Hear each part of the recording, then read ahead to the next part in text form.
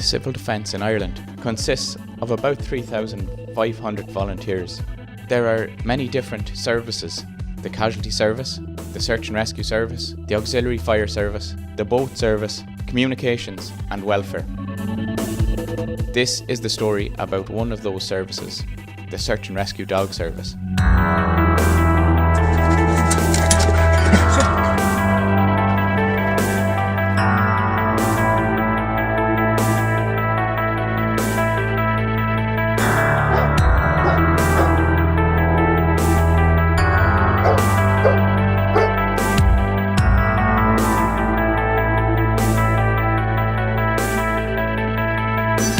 My name is Keelan and I'm a search dog handler attached to Meath Civil Defence. Bowie is my partner.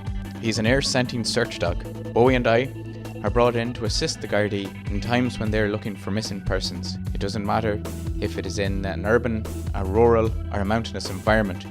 We train in all these environments to be the best assistance to the Gardaí in finding the missing person. Today, myself and Bowie are in the V, simulating an open country search for a vulnerable missing person.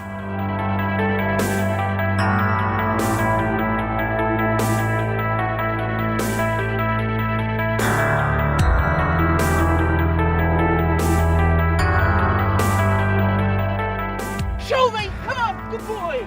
Everything we do from the moment we get out of the car indicates to the dog that the dog is going for play. The click of the harness, the attachment of the lead, and then the release with the command, go find. All this indicates to the dog that once he's found what he's looking for, that there will be great excitement and fun. And that is the drive that we use to train our dogs. My name is Mark Condon. I'm a dog handler with Tipperary Civil Defence, and our search dog is called Scooby.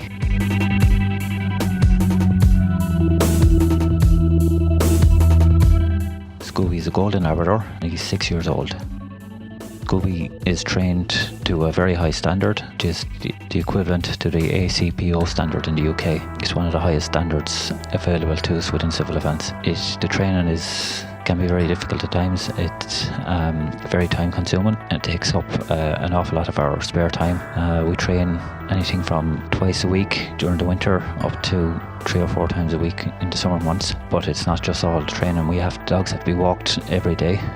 So you walk the dogs for in between an hour and a half to 2 hours every day. So it's not just like a normal piece of equipment that you can lock away and forget about when you're not using it. The dogs have to be looked after 7 days a week. So it's a big commitment on the behalf of the handlers.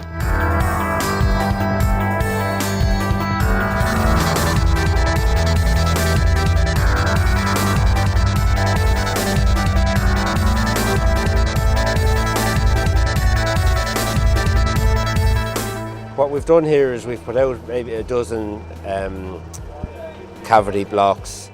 In each cavity, which is 2 per block, we've put a plastic cup in each of them, just an empty plastic cup. In one cup we have put a bit of scent for Max. We've put a breeze block then over each of the cavities and just left a crack for the scent to get out. The idea of this training is that we want to get Max to focus his indication right on the spot where the scent's coming out, i.e. get his nose right on the crack. So you see that what we do is we're working him around the room.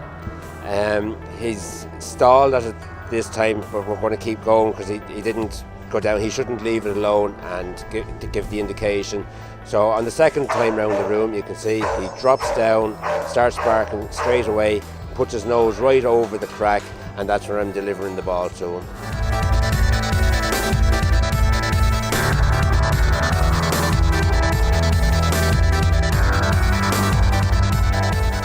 Currently, the Civil Defence in Ireland has 4 operational search dogs. There are 2 open area, air-scenting search dogs, Bowie and Scooby, and there are 2 cadaver and drowned victim recovery dogs, Max and Nero. We also have a dog in training in County Kilkenny.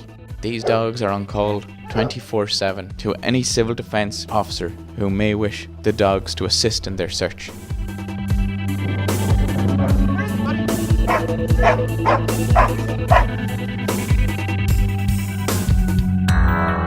In an urban area, The first thing you do is sort of have a look at the area where you're sending the dog to make sure it's safe for the dog to go in.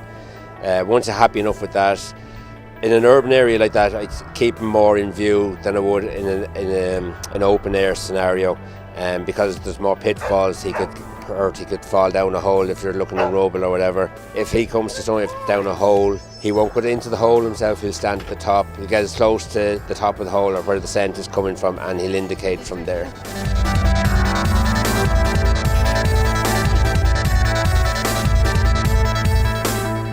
All of our dogs train in open and urban areas, and they range out from the handler in order to use all their senses, their sense of smell and their sight, to find the missing person. When they enter into the scent cone of the missing person, their body language changes substantially, and the handlers are trained to recognise this change in body language and follow the dog into an area where something has interested the dog. All of our dogs will bark, indicate on the missing person or the casualty. And if the handler is too far behind, the dog will return to the handler and bark an indication at the handler, who will then invite the dog to bring them back into where the casualty is.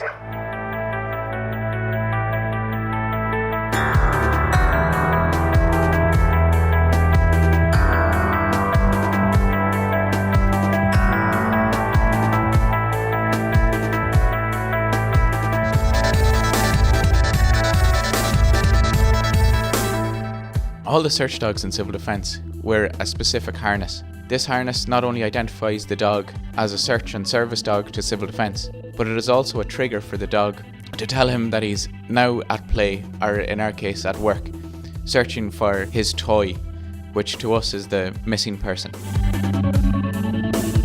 There are two different types of dogs in service with the civil defence. The first is the open country missing person search dog, and the second is the cadaver or drowned victim recovery dogs.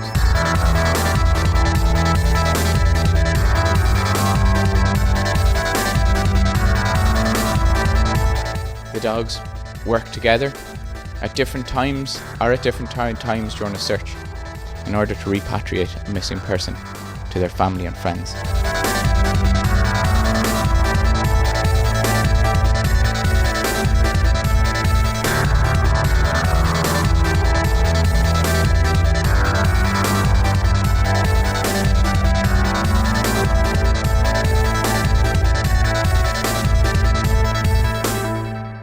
It is very important for the dog to be called out as soon as possible and not to delay. The quicker the missing person search dog is called in, the quicker a resolution can be brought. Quite often, the dogs don't find, but they provide information to the search manager that an area is likely clear of the missing person.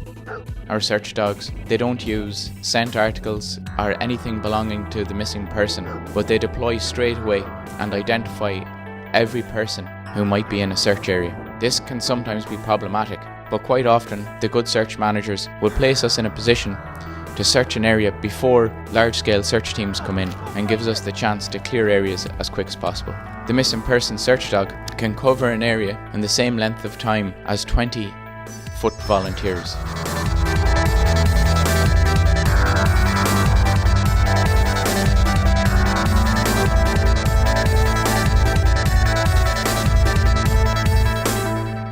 In recent months, we have been training to operate both our cadaver and our missing person search dogs together.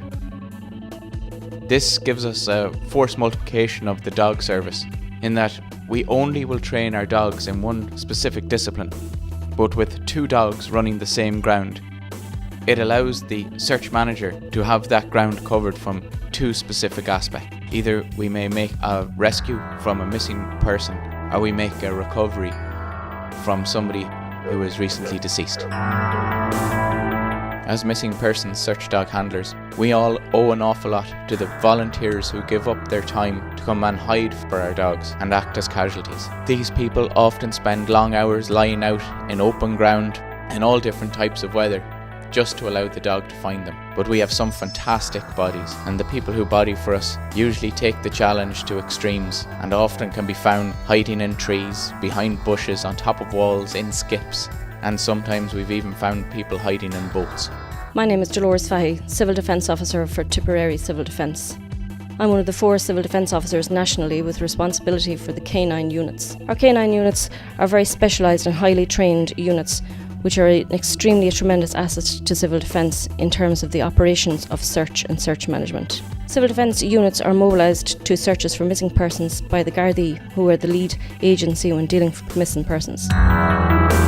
Once civil defence is mobilised by the Gardaí, I in turn contact the dog handlers who mobilise to the scene of a search for missing persons. Here at Civil Defence Headquarters in Clonmel, we're always ready, prepared and well trained to respond to any emergency from the public, whether it's a search for a missing person, respond to severe weather, or whatever it may be in your community, we're here to respond.